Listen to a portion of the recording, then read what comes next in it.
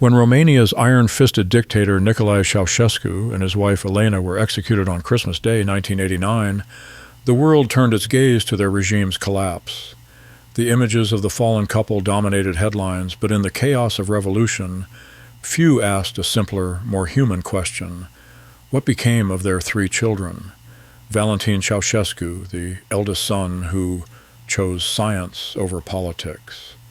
Zoya Ceaușescu, the brilliant mathematician who lived under crushing expectations. And Nicu Ceaușescu, the youngest, groomed as heir to a crumbling dynasty. In this exploration, we trace their lives from birth into the spotlight of the Romanian nomenklatura through education, careers, public scrutiny, and finally legacy. We'll examine how each forged a different path, one who retreated into academia, one who excelled in mathematics despite political pressures, and one designated as heir who ultimately collapsed with the system. By the end, we'll see how the children of a doomed dynasty lived and in some cases died after the regime fell. This is the story of 3 lives shaped by extraordinary circumstances, each finding their own way through the aftermath of dictatorship. Before we begin, don't forget to subscribe if you enjoy deep dives like this one, stories that look beyond the headlines and into the lives history often forgets.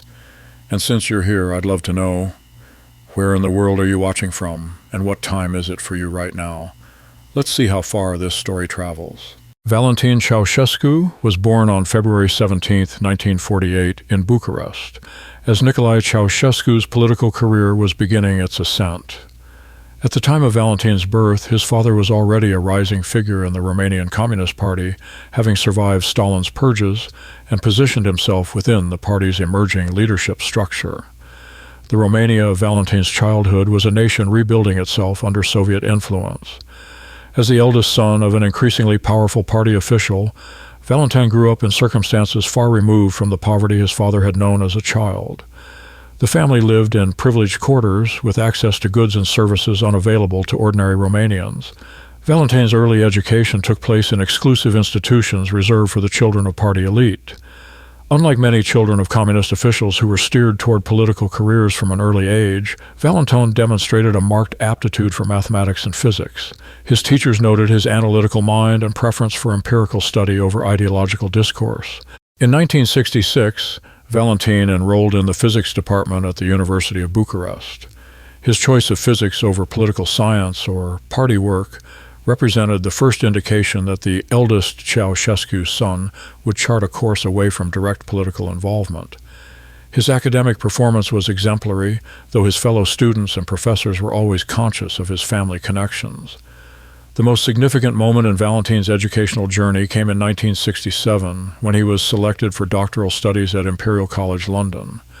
This opportunity, extraordinary for any Romanian student during the height of the Cold War, reflected both his academic capabilities and his father's growing international stature. Available records indicate that Nicolae Ceaușescu saw his son's Western education as beneficial for Romania's technological development. Valentin's 3 years in London from 1967 to 1970 provided him with exposure to Western academic culture and scientific methodologies unavailable in Romania. He completed his doctoral dissertation in nuclear physics, focusing on particle accelerator technology.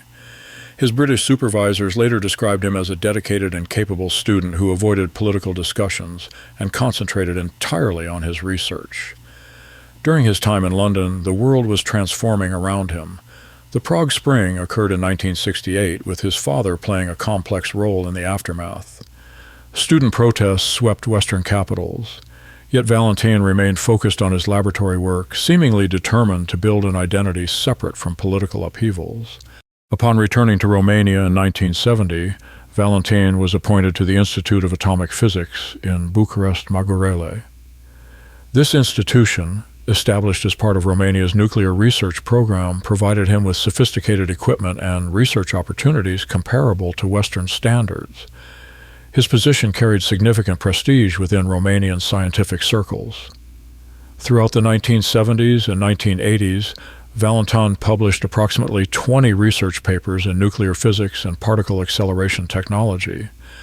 His work focused primarily on theoretical aspects of particle behavior in electromagnetic fields. Western scientific journals occasionally published his research, indicating that his work met international standards despite the isolation of Romanian science during this period. Valentin's relationship with the broader Romanian scientific community was complex. While his research was respected, his family connections inevitably influenced how colleagues viewed him. Some scientists appreciated his efforts to maintain scientific objectivity despite political pressures. Others questioned whether his prominent positions resulted from merit or family influence.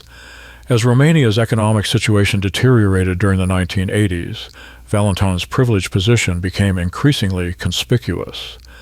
While ordinary Romanians faced severe shortages of food and heating fuel, the Ceaușescu family maintained comfortable living standards.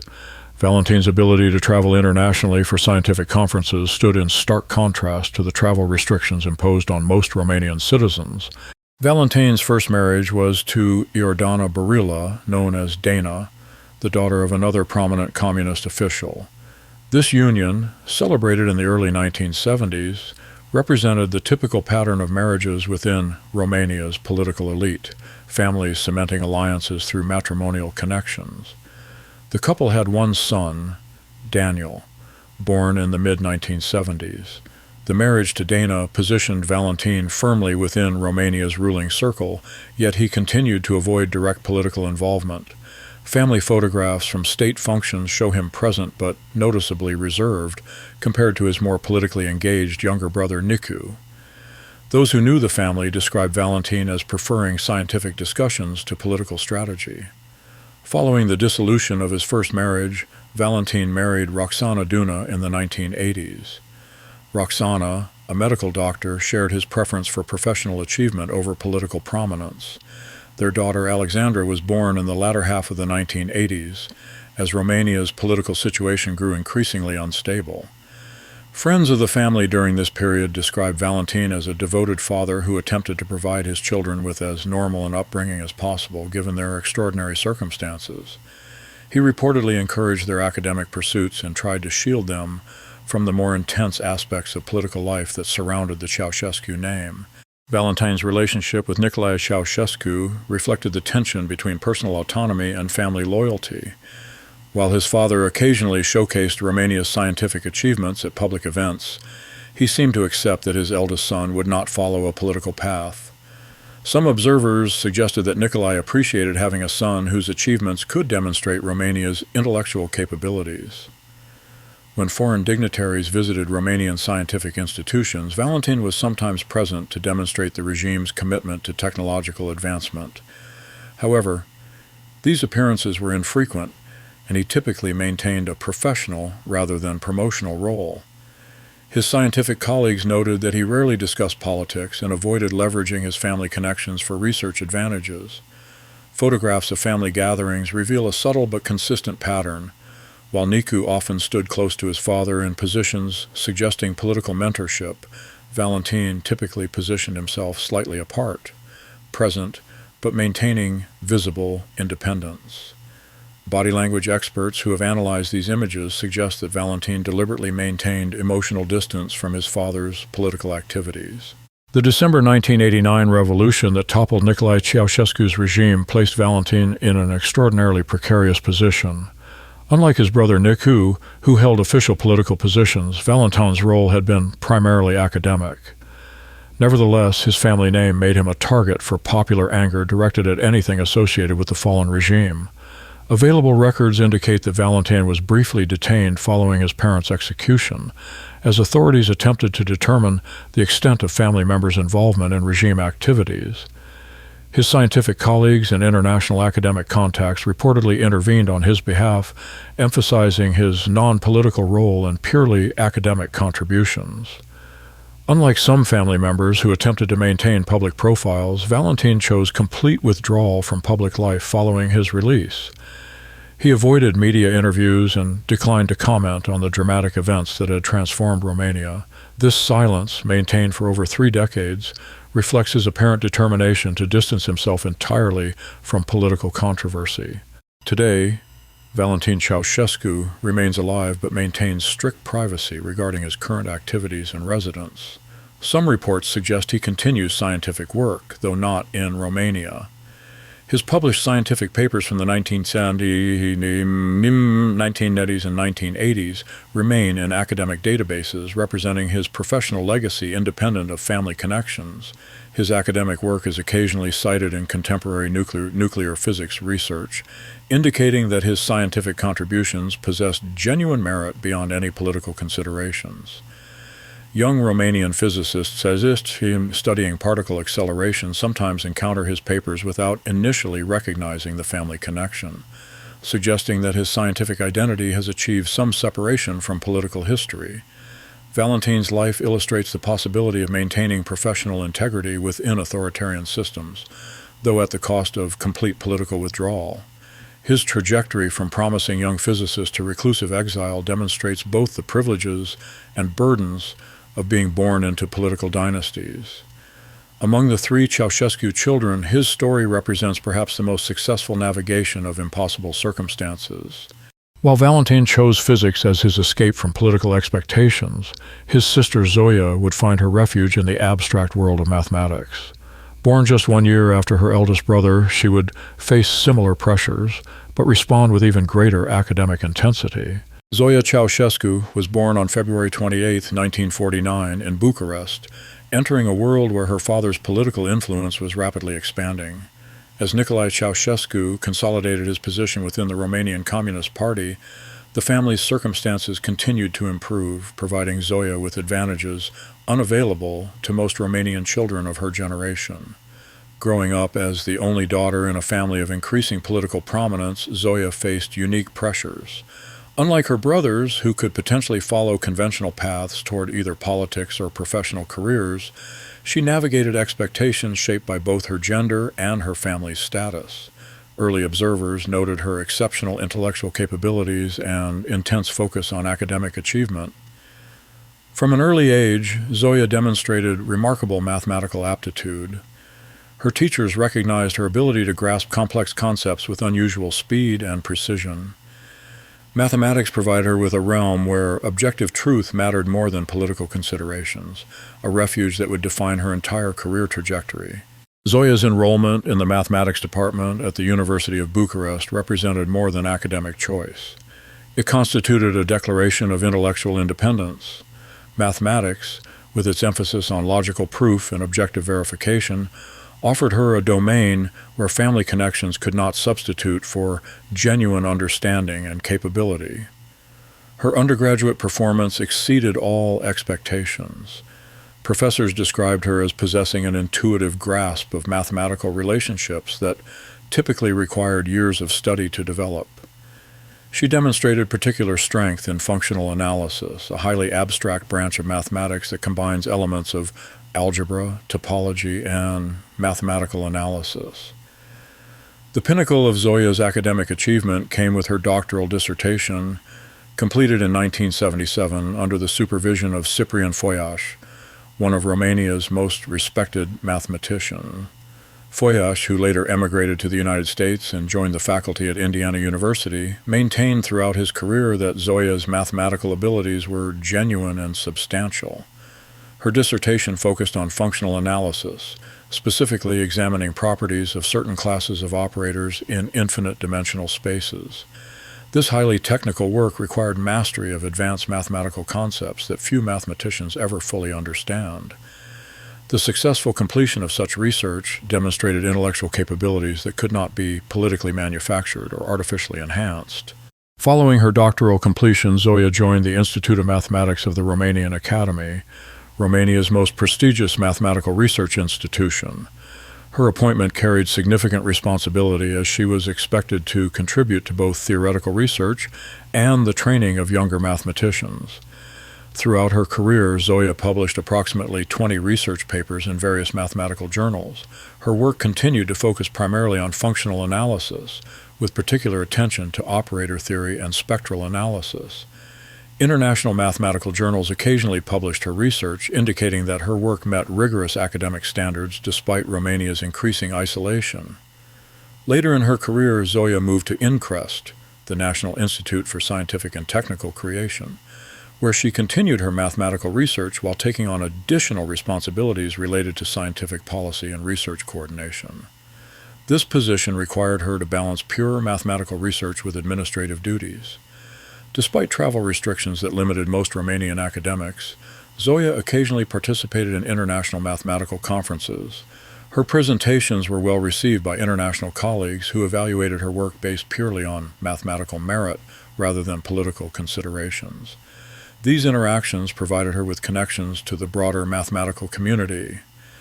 In addition to her research responsibilities, Zoya supervised graduate students and taught advanced mathematics courses.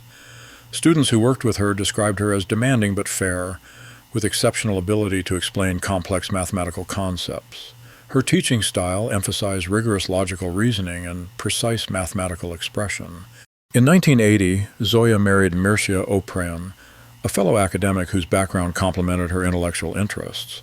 Unlike the politically motivated marriages common among Romania's elite families, this union appeared based on genuine personal compatibility and shared academic values.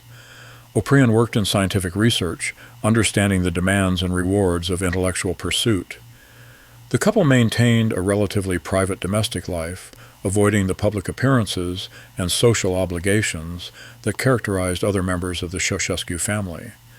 They focused on their respective careers and shared intellectual interests, creating a household environment that prioritized academic achievement over political advancement. Unlike her brothers, Zoya avoided public attention whenever possible. Few photographs exist of her outside formal academic or state occasions. This deliberate privacy reflected her apparent preference for intellectual pursuits over public recognition or political involvement. She rarely gave interviews and avoided commenting on political matters. Her closest relationships appeared to be with fellow mathematicians and scientists who valued her intellectual contributions rather than her family connections. Colleagues described her as serious, dedicated, and genuinely passionate about mathematical research. These professional relationships provided her with a social circle based on shared intellectual interests. Nicolae Ceaușescu occasionally highlighted Romania's scientific achievements at public events, sometimes mentioning his daughter's mathematical work as evidence of the country's intellectual capabilities. However, these references were infrequent and typically focused on institutional achievements rather than personal recognition. Family photographs from official occasions show Zoya maintaining a reserved presence, neither seeking attention nor attempting to avoid it entirely. Her body language in these images suggests someone fulfilling family obligations while maintaining emotional distance from political activities surrounding her.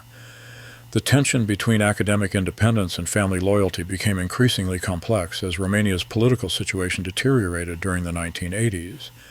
Zoya's commitment to mathematical truth and logical reasoning existed in stark contrast to the ideological flexibility required for political survival within her father's regime. Unlike Nicu, who was groomed for political succession, or even Valentin, who occasionally appeared at scientific exhibitions, Zoya maintained minimal involvement in political activities. She attended required family functions, but avoided any roles that would compromise her academic integrity or associate her directly with regime policies. The 1989 revolution created particular challenges for Zoya, whose mathematical career had flourished under the previous regime despite her efforts to maintain political independence. Romanian academia underwent significant transformation as institutions reorganized and researchers faced scrutiny regarding their previous associations. Following the political transformation, Zoya continued her mathematical research, though with reduced public profile. The mathematical community, both domestically and internationally, generally recognized the distinction between her legitimate academic achievements and her family's political activities. Her mathematical publications continued to be cited by other researchers, indicating that her scholarly contributions possessed genuine merit independent of political considerations. Young mathematicians studying functional analysis sometimes encountered her work without initially recognizing the family connection. In the mid-2000s, Zoya was diagnosed with lung cancer, beginning a battle that would ultimately claim her life. Despite access to medical treatment, the disease progressed steadily, forcing her to reduce her mathematical activities and focus on personal health concerns. Zoya Ceaușescu died of lung cancer on November 20, 2006, at the age of 57. Her death occurred relatively quietly, without the media attention that had surrounded other aspects of her family's history. The mathematical community noted her passing with respectful acknowledgement of her scholarly contributions. Her death predated by several years the 2010 controversy surrounding the exhumation and reburial of her parents' remains. Available records indicate she was buried in a private ceremony attended primarily by family members and close academic colleagues, reflecting the private life she had maintained throughout her career. Today, Zoya Ceaușescu's mathematical work remains accessible in academic databases and continues to be cited by researchers in functional analysis and operator theory. Her scholarly legacy exists independently of political history, representing genuine intellectual achievement within a highly demanding field. Contemporary Romanian mathematicians studying functional analysis occasionally encounter her research papers, many learning only afterward about her family connections. This delayed recognition suggests that her mathematical identity achieved some separation from political associations, allowing her work to be evaluated on purely academic merits. Zoya's life demonstrates the possibility of maintaining intellectual integrity and achieving genuine academic success, despite extraordinary political circumstances. Her mathematical career represents a form of resistance to political pressure, not through confrontation, but through unwavering commitment to objective truth and logical reasoning. Among the three Ceaușescu children, her story illustrates perhaps the most complete integration of personal values with professional achievement, even within the constraints imposed by family history and political circumstance. While Valentin chose science and Zoya found refuge in mathematics, the youngest Ceaușescu child would follow a dramatically different path. Nicu Ceaușescu, born in 1951, would be groomed from childhood as his father's potential successor, ultimately embodying both the ambitions and the fatal contradictions of the regime itself. Nicu Ceaușescu was born on September 1, 1951, in Bucharest, at a time when his father had fully established himself within Romania's communist leadership structure. As the youngest child and second son, Nicu entered a world where the family's political prominence was unquestioned and their material privileges were extensive.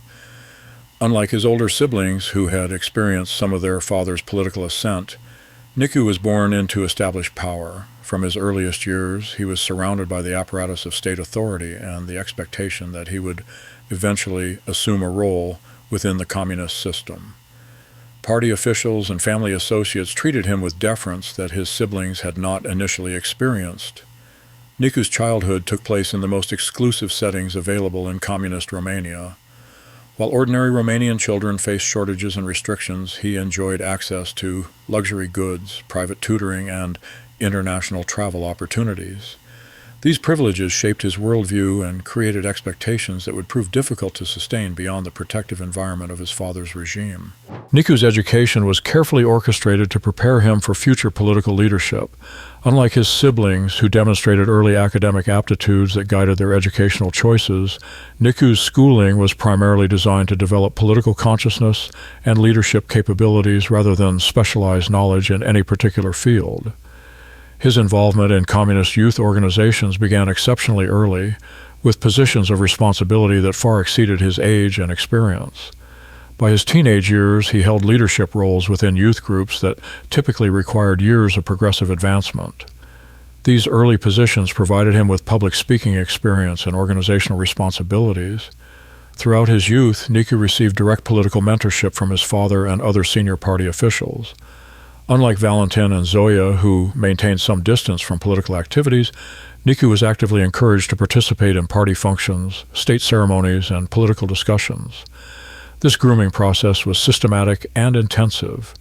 As Nicu matured, his lifestyle became increasingly conspicuous within Romanian society.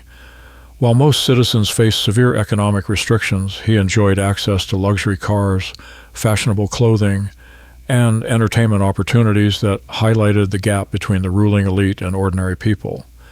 These privileges would later become symbols of regime excess. In the early 1980s, Nicu was appointed First Secretary of Sibiu County, a position that represented his formal entry into Romania's political hierarchy. Sibiu, located in central Romania, was economically and strategically important, making this appointment a significant test of his political capabilities and a clear signal of his father's intentions regarding succession. As first secretary, Nicu held responsibility for economic development, industrial production, and social policy throughout Sibiu County. The position required coordination with central government ministries, management of local party apparatus, and implementation of national policies at the regional level. These responsibilities would have challenged even experienced administrators. Nicu's public appearances as first secretary were carefully orchestrated to project competence and authority. State media coverage emphasized his youth and energy, presenting him as representative of a new generation of communist leadership. However, those who worked with him privately often noted significant gaps between public image and administrative capability. Throughout the 1980s, reports circulated regarding Nicu's extravagant lifestyle and controversial personal behavior. While official media maintained positive coverage, unofficial accounts described excessive spending, inappropriate conduct, and difficulty managing administrative responsibilities. These reports, while unverified, created growing concern within party circles. Nicu's conspicuous consumption became increasingly problematic as Romania's economic situation deteriorated during the late 1980s. While ordinary citizens faced severe shortages of food, heating fuel, and basic necessities, his continued access to luxury goods highlighted the regime's priorities and contributed to growing popular resentment. Nicolae Ceaușescu's relationship with Nicu represented his most direct attempt to establish a political dynasty. Unlike his interactions with Valentin and Zoya, which allowed for some personal autonomy, his relationship with Nicu was primarily focused on political preparation and succession planning. Photographs from the 1980s consistently show Nicu positioned beside his father at important state functions, suggesting his designated role as heir apparent. Body language analysis of these images reveals Nicolae's protective positioning and Nicu's apparent comfort with public attention, contrasting sharply with his siblings' more reserved demeanor. The political education provided to Nicu was comprehensive and systematic. He received instruction in Marxist-Leninist theory, economic planning, international relations, and administrative management. However, this education occurred within the insular environment of the Romanian communist system, providing limited exposure to alternative perspectives or critical analysis. As the 1980s progressed, both Nicolae and Nicu became increasingly isolated from the realities of Romanian society. The palace politics surrounding succession planning created an environment where accurate information about public sentiment and economic conditions was filtered or suppressed, contributing to poor decision-making and strategic miscalculations. The Romanian Revolution of December 1989 caught the Ceaușescu regime completely unprepared. Despite mounting economic problems and growing social unrest, the leadership had convinced itself that their control remained secure. For Nicu, the revolution represented not just political defeat, but the complete collapse of his expected future. As revolutionary forces gained control of Bucharest and other major cities, Nicu found himself in an extremely dangerous position. Unlike his siblings, whose primary associations were academic rather than political, he was directly identified with the regime's policies and potential succession plans, making him a primary target for revolutionary justice. Available records indicate that Nicu was arrested shortly after his parents' capture and execution. His arrest occurred amid chaotic circumstances, with revolutionary forces seeking to apprehend anyone associated with the fallen regime. The legal proceedings that followed reflected the turbulent political environment rather than calm judicial deliberation. Nicu was tried by military tribunal and sentenced to 20 years imprisonment on charges related to his role in the previous regime. The proceedings were swift and occurred amid intense public pressure for accountability regarding the Ceaușescu family's actions. International observers noted concerns about due process and the politically charged atmosphere surrounding the trials. Nicu's imprisonment took place under harsh conditions that reflected both the punitive nature of post-revolutionary justice and the deliberate contrast with his previous privileges. The transition from luxury to imprisonment proved physically and psychologically devastating, contributing to rapid deterioration in his health.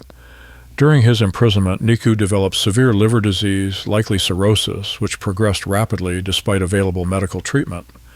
The combination of stress, poor prison conditions, and possible previous alcohol abuse created a health crisis that would ultimately prove fatal. In 1992, approximately 3 years into his sentence, Nicu was granted early release due to his deteriorating health condition.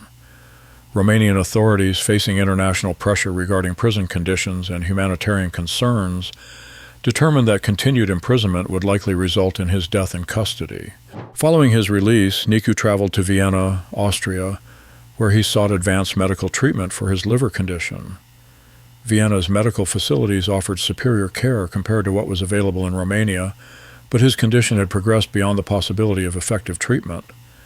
Nicu's final years in Vienna were marked by continued health decline and apparent reflection on his life's trajectory. Unlike his siblings, who had maintained some privacy regarding their post-1989 experiences, details of his final period became public through medical records and occasional media reports. Nicu Ceaușescu died of cirrhosis in Vienna on September 26, 1996, at the age of 45. His death occurred relatively quietly, without the international attention that had surrounded other aspects of his family's story. The cause of death reflected the physical toll of stress, imprisonment, and the dramatic reversal of fortune he had experienced. His burial arrangements reflected the complex legacy of his life. Unlike his siblings, who maintained relationships within Romania's post-communist society, Nicu's death occurred in exile, symbolizing the complete severance from the country where he had expected to assume leadership. Nicu Ceaușescu's life and death represent perhaps the most dramatic illustration of political dynasty's vulnerability to historical change. His story demonstrates how children groomed for inherited power can become victims of the very systems that created their privileges. His trajectory from heir apparent to exile and death parallels similar stories throughout history where political succession plans collapsed due to revolutionary change. However, his relatively young age at death and the specific circumstances of his family's fall make his story particularly poignant. The contrast between Nicu's fate and his siblings' survival illustrates the different risks associated with direct political involvement versus professional achievement. While Valentin and Zoya maintained some distance from political activities, Nicu's complete identification with the regime made his survival impossible once the system collapsed. Today, Nicu's story serves as a cautionary tale about the personal costs of authoritarian succession planning and the vulnerability of those whose identities become completely bound to political systems. His death at 45 represents not just personal tragedy, but the human cost of failed political dynasties.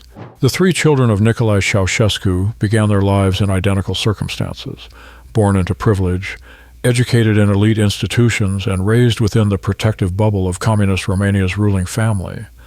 Yet their stories diverge dramatically, illustrating how individual choices and personal characteristics can triumph over even the most determining circumstances. Valentin chose science as his refuge, finding in physics a realm where empirical truth mattered more than political consideration. His doctoral work in London and subsequent research in nuclear physics represented a deliberate construction of identity separate from family politics. Today, he remains alive but invisible, having successfully escaped the gravitational pull of his family's history. Zoya found her sanctuary in mathematics, where logical proof and objective verification provided shelter from political pressures. Her 20 published papers in functional analysis represent genuine intellectual achievement that continues to be cited by contemporary researchers who often discover her family connections only afterward. Nicu, by contrast, embraced the political destiny his father had designed for him. His rise to first secretary of Sibiu County and his positioning as heir apparent made him inseparable from the regime itself. When the system collapsed, he could not survive independently of it. All 3 siblings inherited more than material wealth from their parents.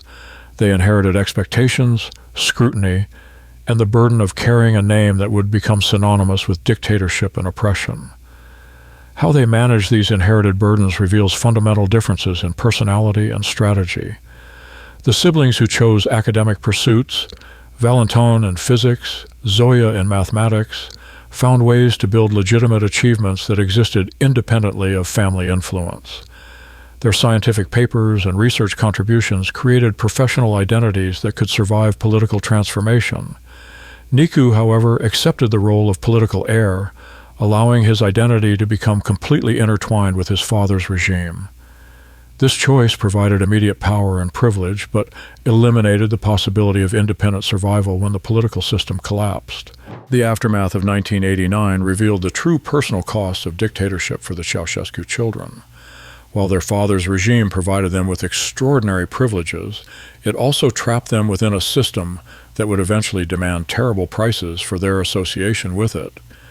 Valentin's survival strategy involved complete withdrawal from public life and absolute silence regarding his family's history. This approach successfully protected him but required abandoning his scientific career and accepting permanent exile from normal social interaction. Zoya's approach involved continuing her mathematical work while maintaining minimal public profile. Her strategy proved partially successful, allowing her to maintain professional identity until her death from cancer in 2006, though the stress of her circumstances may have contributed to her illness. Nicu's complete identification with the regime meant that its collapse became his personal destruction. His imprisonment, illness, and early death at 45 represent the ultimate personal cost of inherited political power. His story illustrates how children groomed for succession can become victims of the very systems that created their advantages. The Ceaușescu children's stories offer broader insights into the dynamics of political dynasties and the challenges faced by children born into positions of inherited power. Their experiences demonstrate that even within the same family, individual choices and characteristics can lead to dramatically different outcomes. The contrast between academic and political paths chosen by the siblings suggests that intellectual achievement provides more sustainable identity than inherited political position. Valentin's physics papers and Zoya's mathematical research created lasting contributions that survived political transformation, while Nicu's political appointments disappeared with the regime. Their stories also reveal how quickly seemingly stable political systems can collapse, leaving those who built their identities around political power completely vulnerable. The speed of the 1989 revolution caught the entire family unprepared, but only Nicu had made himself inseparable from the failing system. Today, more than 3 decades after their parents' execution, the 3 siblings have left very different legacies. Valentin remains alive but invisible, his current activities and location unknown to the public. His successful disappearance from history represents perhaps the most complete escape from inherited political burden. Zoya's mathematical legacy continues through her published research, which young scholars still encounter in their studies of functional analysis.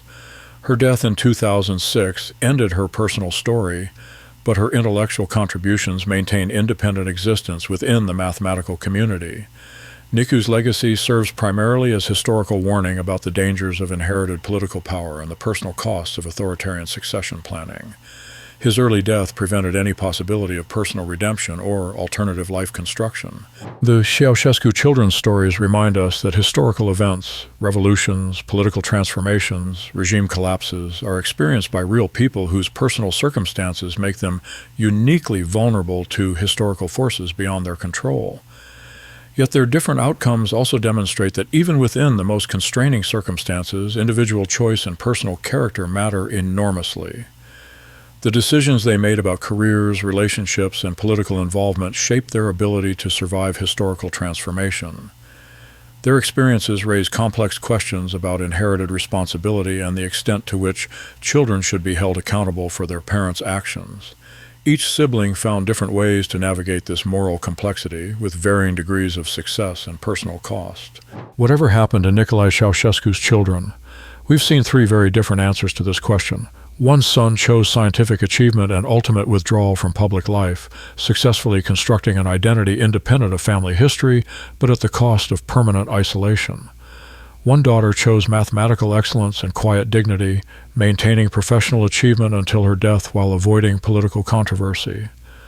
One son chose political embrace and suffered ultimate destruction, his life demonstrating the personal costs when individual identity becomes inseparable from political power. Their stories illustrate the complex interaction between choice and circumstance, privilege and burden, individual character and historical force. The children of dictators inherit more than names. They inherit expectations, scrutiny, and the challenge of building authentic lives within impossible circumstances. In the end, the Ceaușescu children's lives remind us that behind every historical event are real people struggling to survive, to maintain dignity, and to construct meaning from the circumstances history has provided them. Their three different paths from the same starting point demonstrate both the weight of inherited burden and the enduring power of individual choice.